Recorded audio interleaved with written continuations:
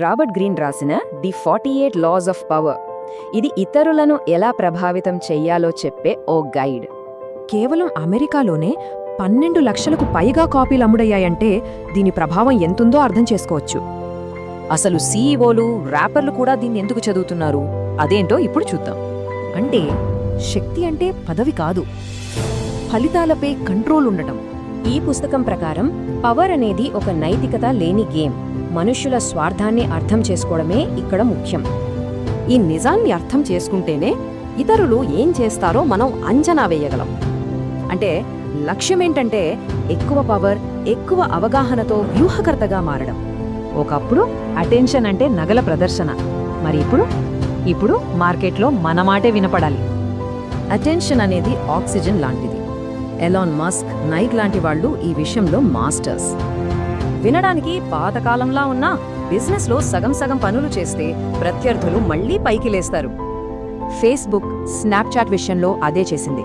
వాళ్ల స్టోరీస్ ఫీచర్ని కాపీ చేసి వాళ్ల ఎదుగుదలని ఆపేసింది. సో మోడర్న్ రూల్ ఏంటంటే ముప్పును గుర్తించడం, స్ట్రాటజీని ఎంచుకోవడం, మొహమాటం లేకుండా దాన్ని అమలు చేయడం. ఈ సూత్రం ఏం చెప్తుందంటే పాత శత్రువులు నమ్మకమైన మిత్రులుగా మారుతారు. పోటీ మనల్ని మరింత బలంగా మారుస్తుంది. ముహమ్మద్ అలీ చెప్పినట్టు బలమైన ప్రత్యర్థి ఉంటేనే మనం ఇంకా ఉన్నత స్థాయికి ఎదుగుతాం.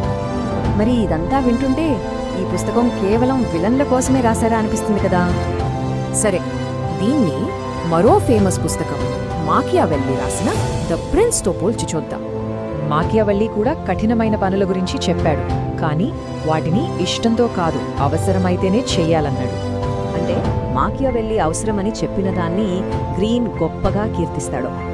ఇదే తేడా. మరి ఈ సూత్రాలు ఏఐ, నెట్వర్క్ల యుగంలో ఎలా మారుతున్నాయో చూద్దాం. ఆధునిక వ్యాపారవేత్తల కోసం కొన్ని కొత్త శక్తి సూత్రాలు కూడా వచ్చాయి. అవేంటంటే, ఒకప్పుడు భూమి ఉంటే పవర్, ఇప్పుడు డేటా ఉంటేనే పవర్. ఇదే కొత్త సూత్రం. వ్యవస్థాపకులకు మరో ముఖ్యమైన రూల్ కంపెనీ ఓనర్షిప్ని యుద్ధభూమిలా కాపాడుకోవడం. చివరగా చెప్పాలంటే బిజినెస్ ఒక పవర్ గేమ్. రూల్స్ తెలిసిన వాళ్ళు ఆటని మార్చేస్తారు.